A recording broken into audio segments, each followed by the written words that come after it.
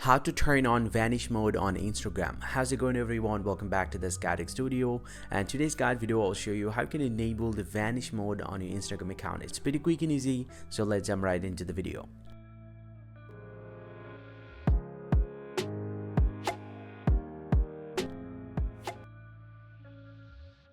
Now to do that, simply go ahead and open up the Instagram app from a device, and from the Instagram homepage, go ahead and tap on this message icon at the top right. Now once you're here inside the messages, and simply go ahead and select the person we want to enable the vanish mode for. So let's say I'm going to select this one, and now to do that, you just need to tap on this profile icon at the top right here and tap on privacy and safety, and he'll get to see the vanish mode. You can actually turn on this option, and if I get back from here, he'll get to see the vanish mode has been enabled. And there's another shortcut way you can do this process. You just need to swipe off from this page, and once it gets loaded, he'll get to see it's immediately turned into the vanish mode.